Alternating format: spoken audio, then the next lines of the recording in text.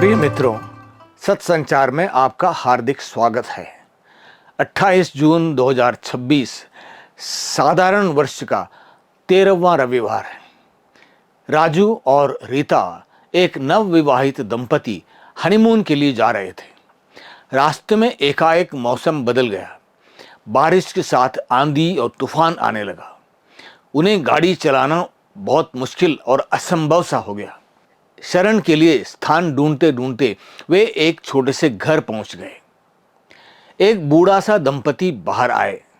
राजू ने अपनी परिस्थिति बताई और रात बिताने के लिए थोड़ी जगह के लिए निवेदन किया। हमें फर्श पर एक चटाई देंगे तब भी बहुत है, राजू ने विनती की।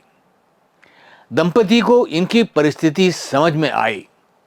दुल्हन के वस्त्र देखकर ही वे पहचान गए थे कि यह नवविवाहित दंपति है। आप लोग हमारे अतिथि कमरे में ठहर सकते हैं, बूढ़े दंपति ने कहा। दूसरी सुबह राजू ने कृतज्ञता स्वरूप मेज पर थोड़े पैसे रख दिए। जैसे ही वे अतिथि कमरे से बाहर निकले तो वे चौंक गए।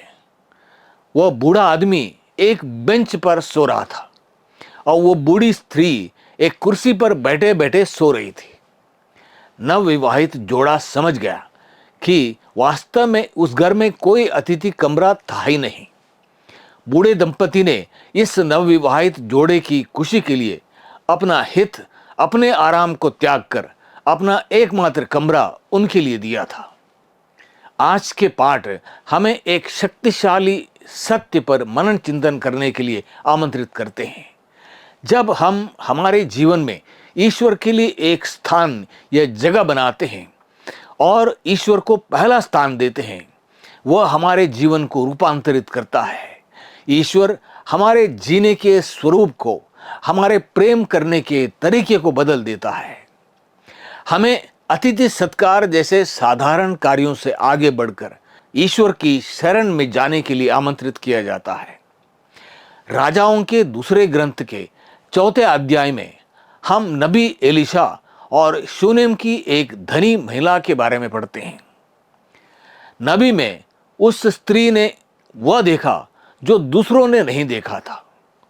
वह कहती है कि यह नबी ईश्वर भक्त संत है। वह स्त्री नबी के लिए केवल कुछ अच्छा काम ही नहीं करती है, बल्कि नबी के लिए एक जगह का प्रबंध करती है। इस उदारता के कार्य से उसके जीवन में ईश्वर की उदारता का एक द्वार खुल जाता है। ईश्वर नबी के द्वारा उसे एक पुत्र का वरदान देता है। प्रामाणिकता से किए गए दयालुता और भले कार्य कभी व्यर्थ नहीं जाएंगे। विश्वास हर समय बहुत शोर शराबा या एक नाटकीय ढंग का कार्य करना नहीं होता है। यह अक्सर प्यार के छोटे छोटे अच्छे कामों में, दयालुता के काम में प्रकट होता है। आज का सुसमाचार मत्ती के 10वां अध्याय वाक्य 37 से 42 तक लिया गया है। यीशु हमारे जीवन में कोई एक स्थान या जगह नहीं चाहते हैं।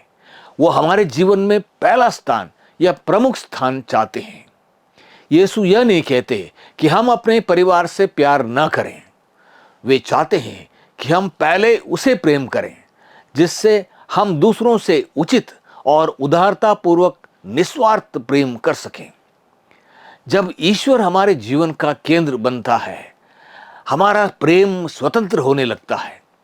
हमारा प्रेम गहरा होता है और दूसरों पर नियंत्रण नहीं करता है। यीशु का अनुसरण करने का अर्थ यह है कि दूसरों को नियंत्रित करने की हमारी इच्छा से मुक्त होना, हमारे स्वार्थी इच्छाओं के लिए मरना है। यह संसार हमसे कहता है, अपने को बचाओ, अपनी सुरक्षा करो, अपने बारे में पहले सोचो। यीशु हमसे कहते हैं, मेरे लिए अपना जीवन खो दिया करो, जिससे वह सुरक्षित हो पाएगा। यीशु को प्रथम स्थान देने की प्रक्रिया में हमारी प्राथमिकताएं बदल जाती हैं। हम अपने स्वार्थ के विषय से अधिक दूसरों के हित के बारे में सोचने लगते हैं। यीशु कहते हैं, यदि कोई इन छोटों में से किसी एक को एक प्याला ठंडा पानी भी इसलिए पिलाएगा कि वह मेरा शिष्य है, तो वह अपने पुरस्कार से वंचित नहीं रहेगा।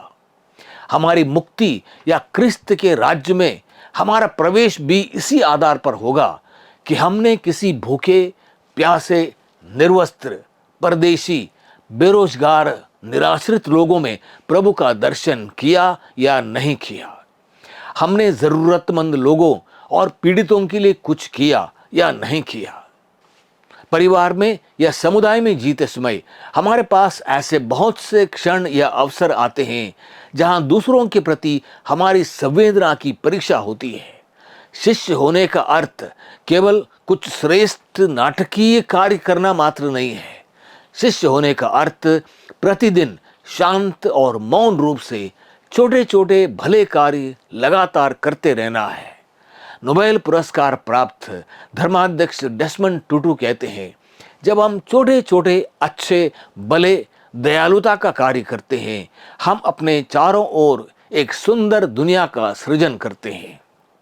हम किसी न किसी की खुशी को बढ़ाए या घटाए बिना जीवन की राह में नहीं गुजर सकते हैं। अर्थात आप या तो किसी की खुशी को बढ़ाएंगे या उसे घटाएंगे। आप तटस्थ होकर नहीं जी सकते हैं। प्रभु का दिन आप सबके लिए बहुत सी आशीषों का दिन